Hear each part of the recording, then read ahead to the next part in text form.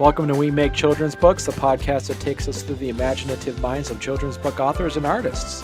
I'm your host, Barney Smith of Storycomic.com.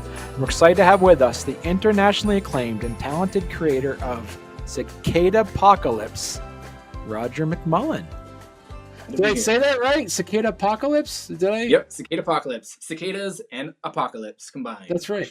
You're a member of the Kids Comic Unite group, which is, you're also a very active member of Kids Comic Unite group. You've actually done webinars, you've done videos there, and you have been on this educational journey of really wanting people to learn more about cicadas. Yeah, periodical cicadas. So there's over 300 varieties of different cicadas throughout the world. There's some really cool ones in the Philippines, especially just really vibrant, like jade colors. But the periodical ones are very unique in that they come out in mass, and so their only survival strategy, they can't bite or sting or pinch or anything like that. There is literally just satiation, which means basically predators just eat their fill until they cannot eat anymore, and there's just so many that they still survive. And so it's a pretty cool, and so it's very unique to the East and Midwest, a little bit of the South of the United States. And so this is something that's been documented on BBC and lots of other like cool nature history or nature documentaries.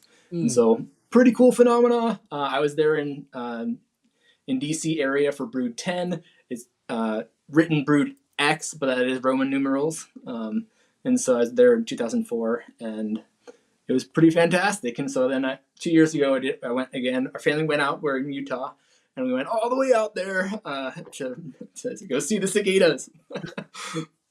Do you want to give people a bit of background on this? Because it's now, as of this recording, it's a imminent Kickstarter that's going to be coming soon. Yeah. So Kickstarter is coming soon. It launches October 13th. So that may, depending on when this is all released, that may be already out. So go ahead and jump on to Kickstarter for Cicadapocalypse. And so the broods of cicadas are kind of families of cicadas. It kind of depends on geographic areas of when they come out. They typically are underground for 13 or 17 years, depending on the brood.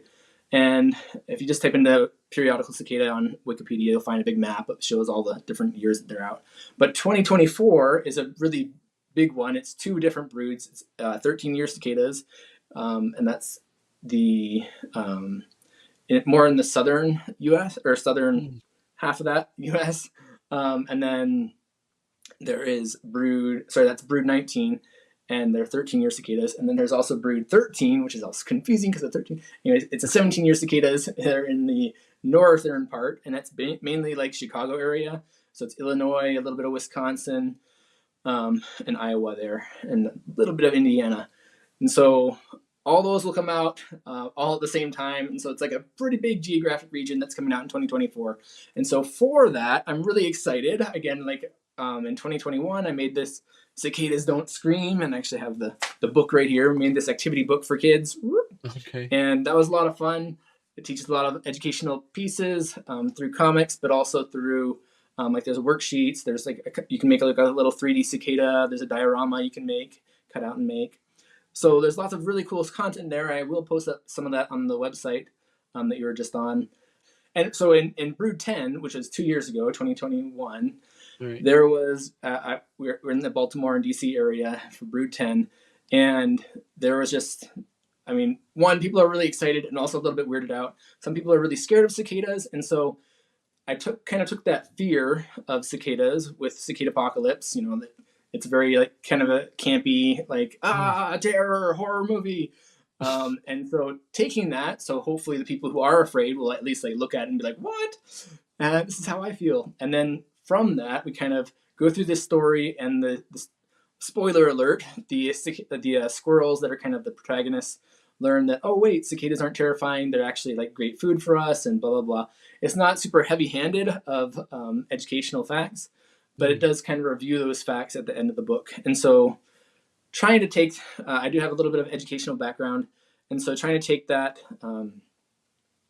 the the excitement, the energy, excitement and nervousness of cicadas, and transferring that into kind of a positive experience with them. Where did your passion for cicadas originate from? Yeah, so my dad collected bugs throughout, or insects throughout my childhood, and I also kind of followed suit, always like turning over rocks. I remember like collecting entire jar-fulls of like crickets that we found underneath the thing. We had a praying mantis, we kept praying mantis for a while. So there's lots of just like fun, I think, exploration. Insects are like the largest, I mean, there's the most insects as far as animals go, because they're usually at the bottom of the food chain. And so so they're really worth learning more about. Like I said, like in 2004 when they came out that first time, I was just really amazed by just the quantity. Like you look at like a bush and there's like cicada shells all over the entire thing. Normally, if you are familiar with cicadas, the annual cicadas come out more like every year, and and so those are out and about. You see the cicada shells, but it's usually like one, maybe two on a tree.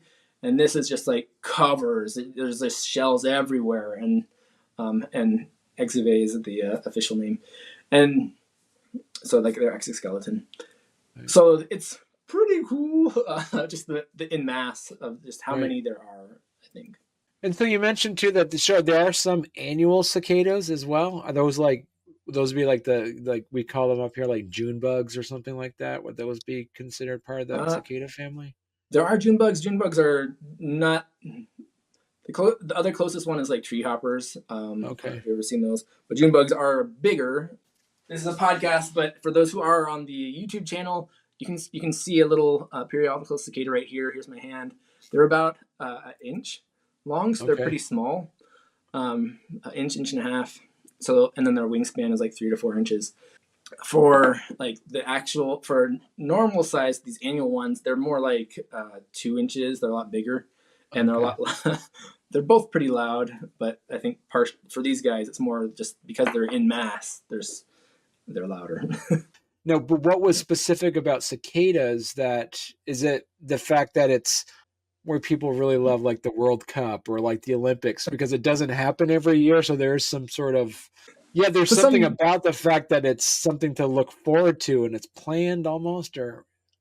Yeah, I think like the fact that there's kind of an event around it is pretty cool. Like I know, again, like I said, like when we were in Baltimore, there was a couple of different like cicada events, people who are making recipes. There's, lots of artists capitalize on it. In Baltimore, there was this really cool cicada parade. They had made gigantic plaster of Paris cicadas, and the artists all painted them. So there's lots of just like hubbub. I don't know for anyway, yeah. So there's just lots of things going around with like this thing. Do you see? Is there a community of like cicada travelers or people that kind of like almost like the Grateful Dead fans would just like travel with them? Have you seen people that you recognize from going to different cicada events? Yes. So I've gotten a little bit of a following with the Cicadas Don't Scream book. Not following, but like I've just made lots of really cool connections with like awesome people who are similarly nerdy. And also there's even, so on your point about the vacation, like cicada vacation, there are lots of, or at least a handful of people, like the Washington Post, when Brood 10 came out, they posted an article about these cicada vacationers. I don't remember how they some weird term like that. But yeah, so it's a thing. It's not just me being a weirdo. There's lots of other weirdos. And so, and there's another fun post from the Washington Post about like, again, like all these surprise. Okay, so when I was trying to advertise the Cicadas Don't Scream book, I was surprised to find like multiple, not just one, cicada groups. Like there's like a science one. There's one where it's just like people who are like, I'm imitating a cicada, and then it'll just be like, and just like scream. Because anyway, so it's just like silly, stupid, but also just awesome. And then there's like, again, like cicada art groups and whatever. So, Right. and people like cicadas too. It's not just like cool insect education, but also like, especially in Eastern culture, that like cicadas are kind of representative of like rebirth and resurrection and things like that.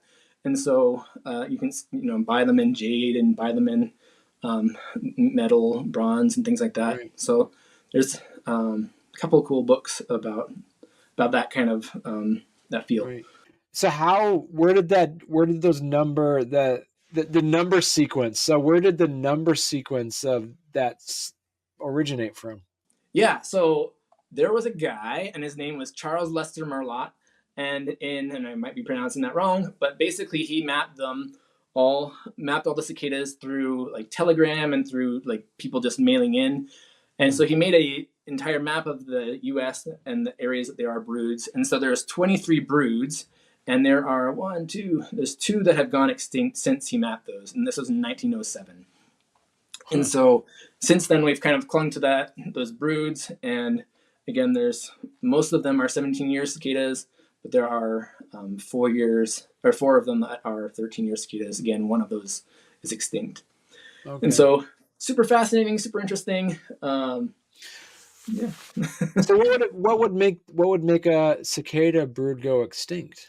That is a great question. I think there's lots of speculation, and that's one of the things that like why I think these are understanding entomology and insects and things like that is so important. One of the things that has continued to, it's like anything that has to do with nature and all that, is like people building on top of the cicada environments. They burrow underground, they grow there, and so if you pave it or whatever it is, then they can't get up.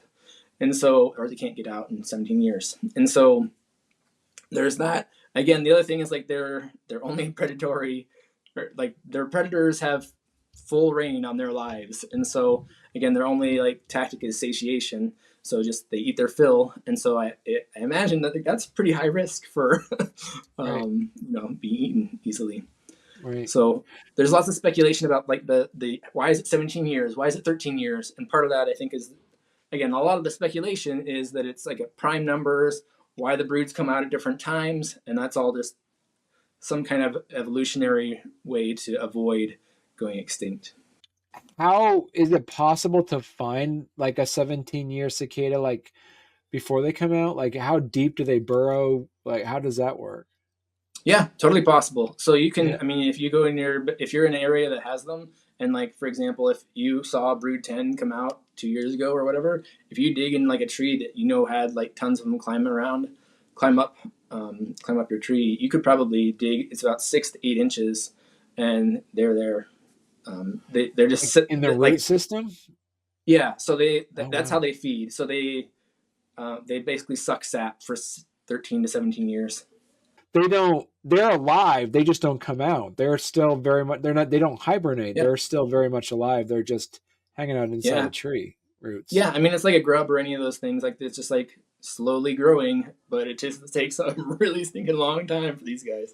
So Roger, talk to us a little bit about your upcoming Kickstarter. What are some of the things what are some of like the reward tiers that you have planned out for your backers? Okay. Will do. Yeah, so I'm really excited about the Kickstarter because obviously you can get the book, you can get the digital version of the book, etc., etc. But because I'm a super nerd, one, I was really excited about it being in Chicago.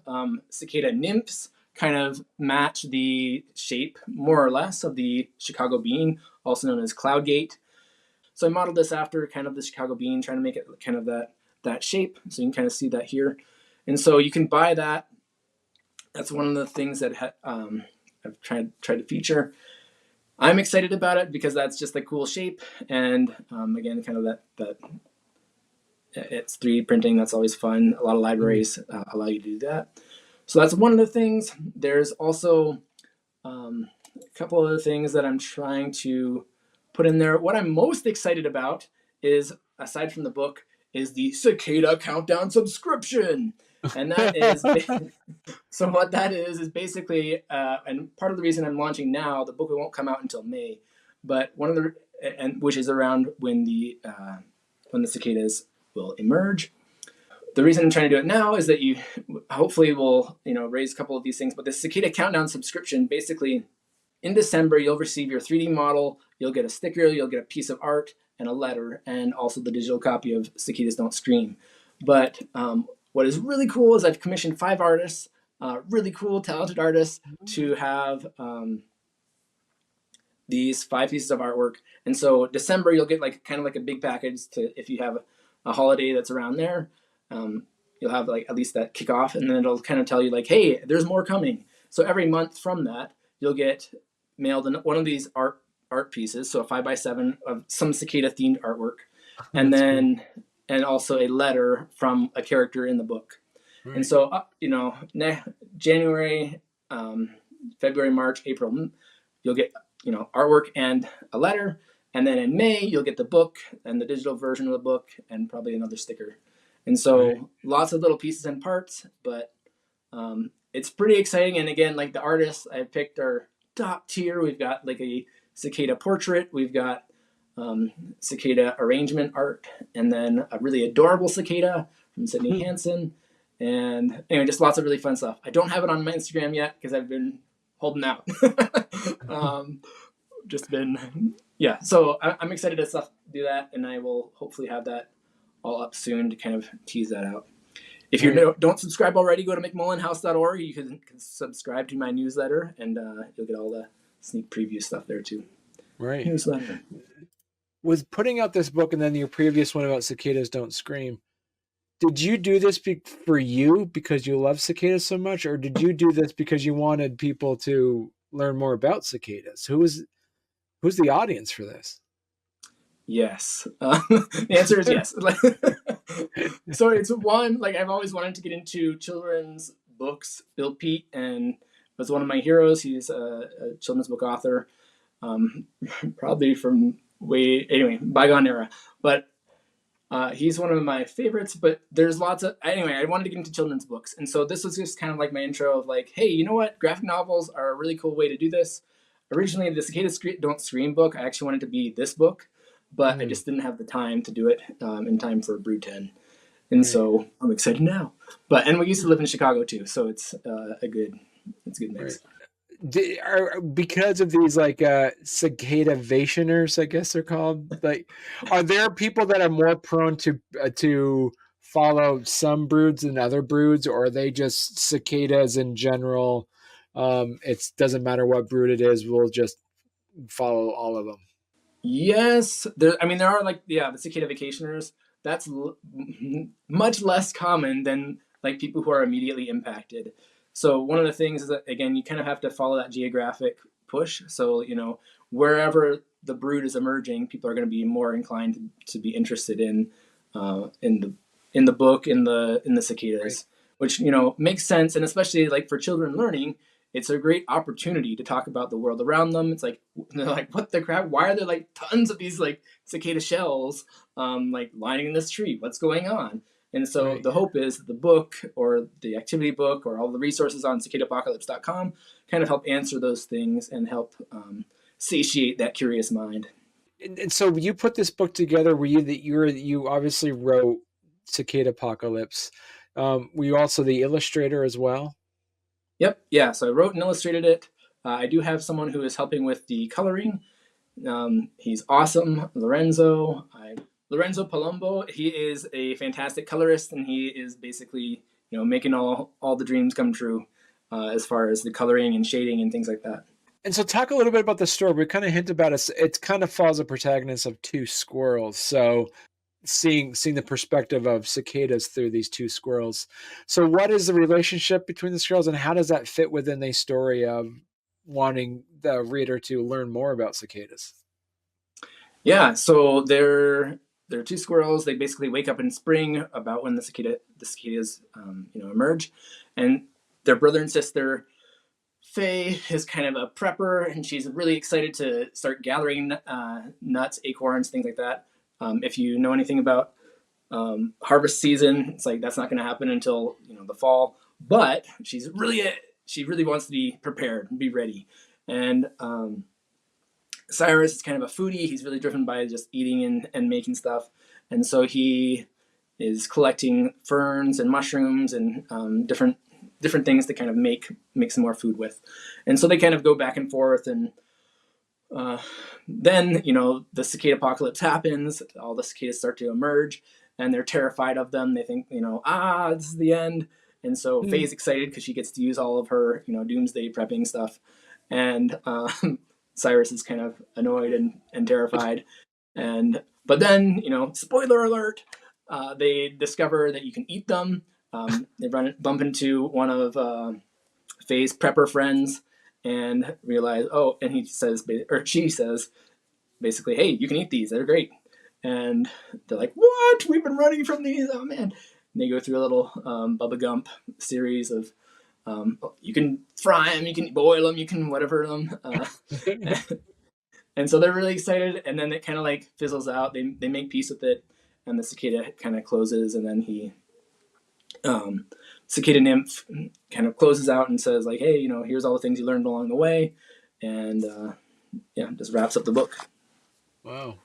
And so how big is the book then, Roger? So it's about 90 pages. Just kind of finalizing those interior covers pages and stuff like that. So yeah, it's a pretty standard size, or pretty common size for middle grade graphic novel. So the story itself is around 8 to 12 years old. Is that true? Is that what it is? Yep, that's right. 8 to 12, middle grade. Yeah. So yeah, late elementary school, middle school is a good age range. I haven't planned anything after this. This is kind of like the let's see how my sanity goes, especially kickstarting and everything like that. It's like you're the marketing, you're the book creator, you're the everything, and so we'll see how we go. And quite frankly, my family is like, you know what? I think we're ready to be done. I'm like, that's fair. I'm ready too. And so we'll see how. I have like a huge backlog of other ideas of also kind of STEM related or otherwise creative endeavors. And this is kind of like a sanity project. Like, I have a full-time job. This is just something I do in my free time in the evenings, just like between bedtime and all the other activities and things like that we're juggling. So direct quotes from my kids are one that stand out as one is, Dad, I'm bored of cicadas. Another again, they're 6 and 4, and the other one's like, look, I'm Dad, I love cicadas. But then other times they'll come up and they're like one time I woke up and my son runs up to me and he says, Dad, Cicadapocalypse is going to be the best cicada book in the world. I'm like, wow, thanks. So it fluctuates our enthusiasm for cicadas. So right. Is there any specific qualities about each brood that, say, like the amateur entomologist can tell by looking at them what brood they're from, or is that almost too hard to tell? From broods, no, that's like purely geographic, and that's kind of arbitrary. Right. Again, that marlet thing. But there are, confusingly, there's I think it's 7 species within all of the 23 broods. So the broods are kind of geographic. The species are different, and so there's some people commonly know it as like the pharaoh cicada, which again it's a species of periodical cicada, but they have like kind of stripes. If you turn them up on their backs, again, cicadas are super docile. They're usually just like chilling on like a little plant doing nothing, and they'll like maybe make some sounds if you grab them. But they'll, and then if you look on their little bellies, you can see they usually have like the pharaoh ones have like orange stripes, and and some of the other species are just black. Or anyway, there's some slightly variation of the markings. And so I'm curious about it because you did talk earlier about some people will gather just and use like cicada shells for artwork. And you did mention that some people will also use them in recipes as well. Yes. The cicada artwork is insane and really fun.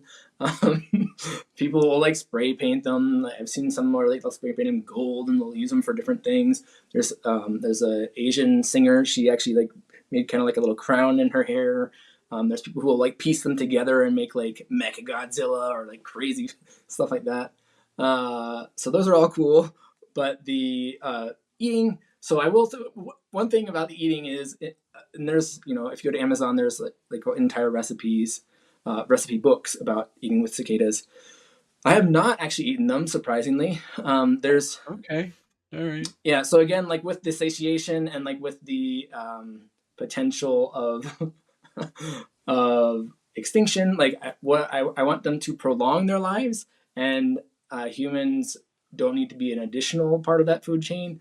I have been very curious, and there's lots of like, again, like people say, oh, and also really quick, I will mention, and this is in the book too, but if you are allergic to shrimp, do not eat them because you'll have an allergic reaction. But yeah, so I have mixed feelings because it's like, I'm very curious because people do eat them and supposedly they taste like shrimp, but also I'm like, I also don't want to like encourage that again, humans in the food chain thing. Right. But if you do, from what I've heard, they are best freshly molted. They kind of have like, they're white and squishy, more like a larva, and once they harden after a couple of hours, they turn black and like you would normally see. And they're more crunchy and less appetizing then. Right. Are there festivals where people are actually making cicada food as well? Definitely, yeah. So people will fry them. There's often like a high-end restaurants too. They'll start to source them and put them on their menu. I definitely expected that to see it in Chicago. They have a couple of different expos for food and stuff, but yeah, that was definitely a thing in Baltimore. And like if you look up cicada recipes, you'll find lots of YouTube videos and Amazon stuff. So Roger, I'm really excited for the Kickstarter. I'm so glad I've been able to sit down and talk to you about this.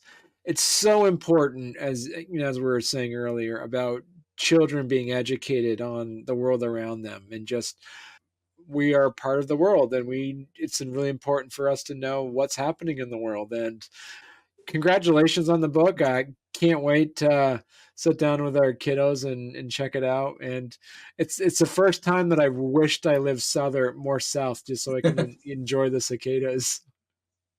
Yeah. No, I'm really excited. You can always be one of the cicada vacationers. That's right.